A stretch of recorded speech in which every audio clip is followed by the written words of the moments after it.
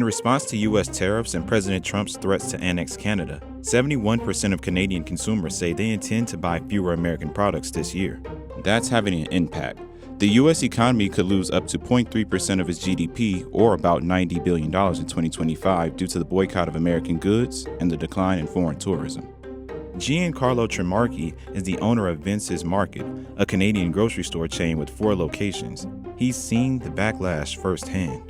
Talk to me a bit about how the Buy Canada movement has affected you at the grocery store. Our customers are demanding from us as much Canadian product as possible. They're getting frustrated and upset when they see too much U.S. product. But some items are hard to replace. Mangoes and pears you can get from different parts of the world. When you get into things like Anjou and Bartlett pears, right now you can only get them from the United States. The most in demand and the hardest ones to replace from the U.S. is typically berries, citrus, and greens, lettuce. If there is produce from the U.S. and produce from Canada, and they're the same, of course, I'll go Canadian, of course. We've always been very pro-Canadian, even way before all this stuff happened. This just reinforced it. Canada is America's second largest food export market, worth $28.4 billion in 2024.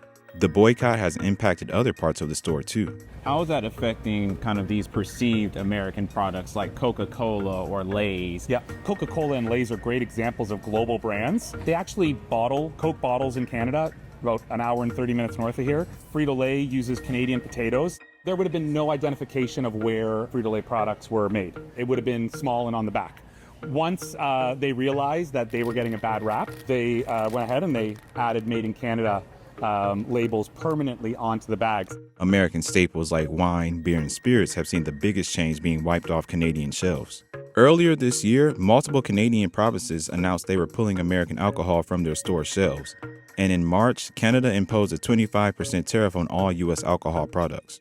A 25% tariff on distilled spirit imports from Mexico and Canada could cost more than 31,000 U.S. jobs.